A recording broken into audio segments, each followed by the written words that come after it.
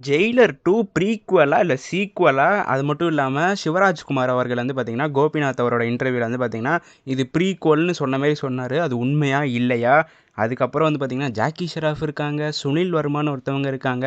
அவங்கலாம் படத்துல இருக்காங்களா? இல்லையா? தமன்னாக்கு பதிலா யார் இருக்கா? இந்த மாரி பல்வேறு கேள்விகள் ஜெயிலர் 2 பத்தி என்ட்ட கேட்குறாருங்க. ஏங்க நான் என்ன இந்த திரைப்படத்தோட டைரக்டராங்க? அப்படின்னு தான் எனக்கு கேட்கணும்னு தோணுது. பட் நமக்கு கிடைச்சிருக்கிற ஒரு சில அப்டேட் வச்சு இந்த திரைப்படம் வந்து ப்ரீக்வலா இல்ல சீக்வலா? ப்ளஸ் அது மட்டும் இல்லாம இந்த திரைப்படத்துல யார் யாரெல்லாம் இருக்கா? தமன்னா அவங்களுக்கு பதிலா வேற யார் வந்து இந்த திரைப்படத்துல வந்து நடிக்க போறாங்க? அந்த மாரி எல்லா விஷயத்த பத்தி இந்த வீடியோல வந்து நம்ம முக்கியமா டிஸ்கஸ் பண்ண போறோம். ஸோ அதெல்லாம் என்னன்னு பார்க்குறதுக்கு முன்னாடி நீங்க நம்ம சேனல ஃபர்ஸ்ட் டைம் பார்க்குறீங்க அப்படின்னா இந்த வீடியோ ஃபுல்லா பாருங்க. ஃபுல்லா பார்த்துட்டு இவன் பேசியிருக்கிறது நல்லா இருக்கு. இவனுக்கு சப்போர்ட் பண்ணலான்னு தோணுச்சுன்னா மட்டும் மறக்காம இந்த வீடியோ லைக் பண்ணிட்டு பாருங்க. நான் சப்ஸ்கிரைப் பண்ணுங்க, ஷேர் பண்ணுங்கன்னு ஒரு கடினமான டாஸ்க்லாம் உங்களுக்கு குடுக்குறோம்ல. ஜஸ்ட் லைக் மட்டும் பண்ணிட்டு பாருங்க அப்படிங்கிறத சொல்லிட்டு இந்த வீடியோ வந்து நான் ஸ்டார்ட் பண்றேன். ஸோ முதலாவதாங்க நம்ம சூப்பர் ஸ்டார் ரஜினிகாந்த் அவர்களோட ரசிகர்கள் எல்லாருக்குமே இருக்கிற ஒரே கேள்வி வந்து என்னன்னா, இந்த படம் ப்ரீக்வலா இல்ல சீக்வலா அப்படிங்கிற கேள்வி தான் இருக்கு.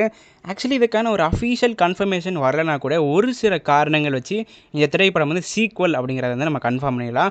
ஸோ அதற்கான முதல் காரணம் வந்து நான் என்ன சொல்ல வரேன் அப்படின்னா, ஜென்ரலாக நம்ம ரஜினிகாந்த் அவர்கள் ஷூட்டிங் ஸ்பாட்டுக்கு போகிறாருன்னு வைங்களேங்க, அங்கே வந்து பார்த்திங்கன்னா ப்ரெஸ்ஸை பார்த்து ஏதாவது பேசிட்டு தான் பார்த்திங்கன்னா ஷூட்டிங் ஸ்பாட்டுக்கு நம்ம தலைவர் வந்து போவார். ப்ளஸ் அது மட்டும் இல்லாமல் நம்ம ரஜினிகாந்த் அவர்கள் ஷூட்டிங் ஸ்பாட்டுக்கு போகிறதா இருக்கட்டும், அங்கே அந்த ஷூட்டிங் ஸ்பாட்லேருந்து கிளம்பி வரதா இருக்கட்டும், எல்லாத்தையும் வந்து பார்த்திங்கன்னா ரசிகர்கள் வந்து வீடியோ எடுத்து சோஷியல் மீடியா வலைத்தளங்கள் வந்து போடுவாங்க. ஸோ மெஜாரிட்டி ஆஃப் த நம்ம ரஜினிகாந்த் அவர்களுடைய ப்ரெஸ்ஸாக இருக்கட்டும், அவர் ஷூட்டிங் ஸ்பாட்டுக்கு போகிறதா இருக்கட்டும், வரதா இருக்கட்டும், எல்லா டைம்லேயும் அவர் வந்து பார்த்திங்கன்னா மீசை தாடி கெட்டப்பில் தான் இருந்திருக்காரு. ஸோ இதை வச்சு நம்ம வந்து பார்த்திங்கன்னா இந்த திரைப்படம் வந்து சீக்வல்னு சொல்லிடலாம். ஏன்னா வந்து பார்த்திங்கன்னா, இப்போ நீங்கள் வந்து ப்ரீக்வல் எடுக்கிறீங்கன்னு வைங்களேங்க, கன்ஃபார்ம் நம்ம ரஜினிகாந்த் அவர்கள் வந்து மீசை கெட்டப்பில் தான் இருக்கணும். ஸோ தாடி இல்லாமல் இருக்கணும். பட் நம்ம ரஜினிகாந்த் அவர்கள் ஜென்ரலாக வந்து பார்த்திங்கன்னா ப்ரெஸ்ஸு அது மட்டும் இல்லாமல் ஷூட்டிங் ஸ்பாட்டுக்கு போகிறது வரது இந்த எல்லா ஃபுட்டேஜஸ்லேயும் அவர் வந்து மீசை தாடி கெட்டப்பில் இருக்கிறனால கன்ஃபார்ம் வந்து பார்த்திங்கன்னா இது ப்ரீக்வல்னு நம்ம வந்து கன்ஃபார்ம் பண்ணிடலாம். ஆக்சுவலி வந்து பார்த்திங்கன்னா பிப்ரவரி மாதத்தில் மட்டும் தான் அவர் வந்து மீசை கெட்டப்லேருந்து இருந்தார். ஸோ அந்த டைமில் தான் வந்து பார்த்திங்கன்னா அவர் தாடியே ஷேவ் பண்ணார். ஸோ எனக்கு தெரிஞ்சு ஜெயிலர் 2 பேட்டர்ன் வந்து எப்படி இருக்க போகுது அப்படின்னா, இந்த படம் வந்து கன்ஃபார்ம் வந்து சீக்வலாக தான் இருக்க போகுது. ஏதோ ஒரு காரணங்களால கதையில் வந்து ஃப்ளாஷ்பேக் போர்ஷன் எடுக்க வேண்டிய கட்டாயத்துக்கு வந்து அவங்க போகிறாங்க. ஸோ அதற்காண்டி தான் வந்து பார்த்திங்கன்னா பிப்ரவரி டைம் நம்ம ரஜினிகாந்த் அவர்கள் அவருடைய தாடி வந்து ஷேவ் பண்ணியிருப்பேன்னு நினைக்கிறேன். ஸோ இதை ஒரு காரணமாக வச்சுட்டு நான் இந்த படம் வந்து சீக்வல் சொல்கிறேன். ஸோ இன்னொரு காரணம் வந்து என்னன்னாங்க, இப்போ நீங்கள் ஜெயிலர் 1 கதை இருக்குல்ல, அந்த கதையை வந்து ஃபுல்லாக பாருங்கள், தெளிவாக பாருங்கள். எங்கேயுமே வந்து பார்த்திங்கன்னா உங்களுக்கு ப்ரீக்வலுக்கான ஸ்டோரி டெவலப்மெண்ட்கான ஒரு இது ஜஸ்டிஃபிகேஷனே இருக்காது. லைக் எப்படி சொல்ல, கதை வந்து பார்த்திங்கன்னா ஒரு சீரியஸான என்கேஜிங் ட்ராக்ல வந்து போயிட்டே இருக்கும். நம்ம திரைப்படத்தினுடைய வில்லனான வர்மா, ஸோ அவர் தான் வந்து பார்த்திங்கன்னா கிளைமேக்ஸ் சீனில் வந்து பார்த்திங்கன்னா சாவறதுக்கு முன்னாடி ஒரு டயலாக் வந்து சொல்லுவார்.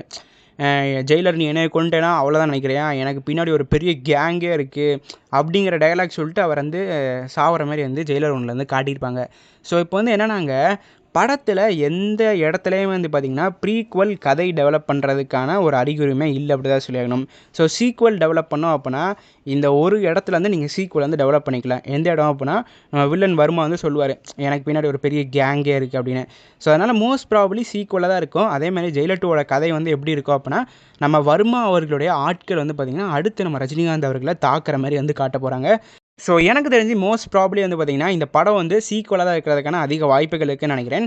ஸோ இரண்டாவதாக வந்து பார்த்திங்கன்னா நம்ம நண்பர் வந்து என்ன கேட்டிருக்காரு அப்படின்னா, ஜாக்கி ஷெராஃப் இருக்காரா, சுனில் வர்மா இருக்காங்களா, தமன்னாக்கு பதிலாக யார் ஜெயிலர் 2 நடிக்கிறான், அந்த மாதிரி கேள்வி வந்து கேட்டிருக்காரு. ஆக்சுவலி ஜாக்கி ஷெராஃப் அவர்களும் இருக்கார் நண்பா, ப்ளஸ் சுனில் வர்மாவும் வந்து பார்த்திங்கன்னா ஜெயிலர் 2லேருந்து இருக்காங்க. ஸோ தமன்னாக்கு பதிலாக வந்து பார்த்திங்கன்னா நோரா ஃபெட்ஜின்னு சொல்லி ஒரு பாலிவுட் ஹீரோயின் வந்து பார்த்திங்கன்னா இந்த திரைப்படத்தில் வந்து நடிக்க போகிறாங்க. ஸோ எந்த மாதிரியான ரோல் வந்து தமன்னா அவங்க வந்து ஜெயிலர் 1ல் பண்ணாங்களோ அதே மாதிரியான ரோல் தான் வந்து பார்த்திங்கன்னா இவங்களும் ஜெயிலர் 2ல வந்து பண்ண போகிறாங்க. ஸோ இவங்க வந்து பார்த்திங்கன்னா அவ்வளோ ஒரு பழக்கப்பட்ட ஒரு நடிகையாக வந்து பார்த்திங்கன்னா நம்ம தமிழ் ஆடியன்ஸ்க்கு வந்து இருக்க மாட்டாங்க. பிகாஸ் இவங்களோட எந்த படமே வந்து பார்த்திங்கன்னா நம்ம தமிழ் சினிமாவில் வந்து ரிலீஸ் ஆகலை. ஆக்சுவலி காஞ்சனா 4 வந்து நடிச்சிருக்காங்க, இன்னும் அந்த படமே ரிலீஸ் ஆகலை. ஸோ அதனால் காஞ்சனா 4 ஃபஸ்ட்டு ரிலீஸ் ஆச்சு அப்படின்னா இவங்களோட first film Kanchana 4, Jailer 2 first release ஆச்சு அப்படின்னா ஜெயிலர் 2 தான் இவங்களுக்கான ஃபஸ்ட்டு படம் அப்படி தான் சொல்லியாகும். ஸோ அதுக்கப்புறம் இன்னொரு கேள்வி வந்து கேட்டிருக்காங்க, எஸ்ஆர்கே அவர்கள் வந்து இந்த திரைப்படத்தோடு வெளில போயிருக்காரு. ஸோ அவருக்கு பதிலாக யார் இந்த திரைப்படத்தில் நடிச்சிருக்காங்க, இல்லைனா அவங்களுடைய கேரக்டரை படத்தில் தான் எடுத்துட்டாங்களா அப்படிங்கிற மாதிரி ஒரு கேள்வி வந்து கேட்டிருக்காரு. ஆக்சுவலி வந்து என்னன்னாங்க, எஸ் கரெக்டாக ஷாருக் கான் அவர்கள் ஜெயிலர் 2ல வந்து நடிக்கலை. பட் பவன் கல்யாண் அவர்கள் வந்து என்ன சொல்லிட்டார் அப்படின்னா, ஏங்க நானே இன்னும் என் படத்துக்கான ஒரு சில வேலைகளை முடிக்காமல் வச்சுருக்கேன். அது வேறு ஒரு சைடு இருக்குது. இன்னொரு சைடு நான் டெப்டி சீஃப் மினிஸ்டர் வரேன். எனக்கு அந்த சைடும் நிறைய வேலைகள் வந்து இருக்குது. ஸோ அதனால் நான் ஜெயிலர் 2 கேமியோவில் வந்து நடிக்க விருப்பம் இல்லை அப்படிங்கிறத வந்து பார்த்திங்கன்னா அவர் வந்து சொல்லியிருக்காரு. ப்ளஸ் அது மட்டும் இல்லாமல் அதுக்கப்புறம் வேறு எந்த அப்டேட்டுமே வரல அப்படி தான் சொல்லியாகணும். ஸோ அதனால் எனக்கு தெரிஞ்சு வந்து பார்த்திங்கன்னா மோஸ்ட் ப்ராபப்ளி அந்த கேரக்டரே படத்துலேருந்து தூக்கியிருப்பாங்கன்னு நினைக்கிறேன். ஏன்னு வந்து பார்த்திங்கன்னா இப்போ ஜென்ரலாக வந்து பெரிய பெரிய நடிகர்கள்லாம் ஷூட்டிங் ஸ்பாட்டுக்கு போகிறாங்கனாலே ரசிகர்களாக இருக்கட்டும் இல்லைனா மீடியாவே வந்து பார்த்திங்கன்னா அதை வீடியோவாக எடுத்து வந்து பார்த்திங்கன்னா நியூஸில் வந்து போடுவாங்க. இந்த நடிகர் வந்து பார்த்திங்கன்னா இன்றைக்கி ஷூட்டிங் வந்து போயிருக்காரு, அந்த மாதிரியான ஒரு நியூஸ் வந்து வரும். ஸோ இப்போ என்னென்னா ஏப்ரல் டைமில் தான் வந்து பார்த்திங்கன்னா ஷாருக் கான் அவர்கள் இந்த படத்தில் நான் நடிக்க விருப்பமில்லை சொல்லியிருக்காரு. ஸோ ஏப்ரலுக்கு அப்புறம் எந்த பெரிய நடிகரும் வந்து பார்த்திங்கன்னா ஜெயிலர் 2 ஷூட்டிங் ஸ்பாட்டுக்கு போன மாதிரியான ஒரு அப்டேட்டும் கிடைக்கல. ப்ளஸ் அது மட்டும் இல்லாமல் வேறு யாரையும் காசு பண்ண மாதிரி நமக்கு இன்சைட் ரிப்போர்ட்ஸ்லேருந்து எந்த அப்டேட்டுமே கிடைக்கல. ஸோ அதனால் எனக்கு தெரிஞ்சு வந்து பார்த்திங்கன்னா மோஸ்ட் ப்ராபப்ளி அந்த கேரக்டரே அவங்க படத்தை வந்து தூக்கியிருப்பாங்கன்னு தான் நான் வந்து நினைக்கிறேன். ஸோ இதை பற்றின உங்களுடைய கருத்துக்கள் என்ன அப்படிங்கிறத மறக்காமல் கீழே இருக்கிற கமெண்ட் பாக்ஸில் பதிவு பண்ணுவாங்க. இந்த வீடியோவில் தான் இந்த வீடியோ நான் இதோட முடிச்சுக்கிறேன். அடுத்த வீடியோவில் சந்திக்கும் வரை நான் உங்கள் NK. நன்றி, வணக்கம்.